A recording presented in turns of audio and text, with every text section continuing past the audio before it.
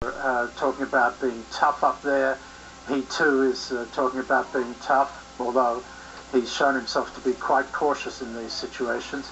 And Hezbollah has a history of provoking actions and even wars on the eve of Israeli elections. That was certainly true back in a previous time when Netanyahu was contesting an election with Shimon Peres in 1996, and you had a full-scale war there that Hezbollah deliberately provoked.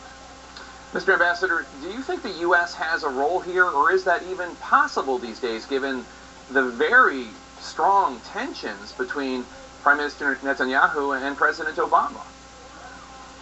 Well, I don't think that, notwithstanding the really strong tensions that you refer to, that the United States wants to see another war in the region. The United States and President Obama remains steadfastly committed to Israel's security, and so I would expect that the administration is doing everything it can to calm things down here, get both sides to exercise restraint. It doesn't have much influence on Hezbollah, but that clearly is a strong American interest. And so I would expect the administration would be, on the one hand, strongly supporting Israel's right to defend itself, and on the other, trying to prevent yet another conflagration from breaking out.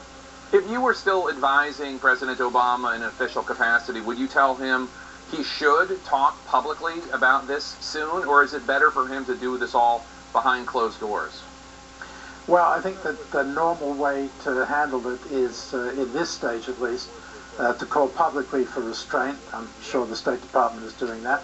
The Secretary of State has his own channel to the Iranian foreign minister because of those negotiations that are going on, and I would expect that we have a way of communicating the importance of them exercising restraint. They, of course, have very strong influence on Hezbollah. And then, of course, there's the Lebanese government.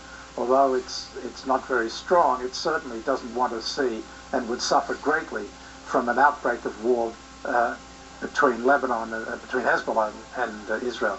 So I think we could work quietly, and I would expect that we are already with all of them to try to calm things down.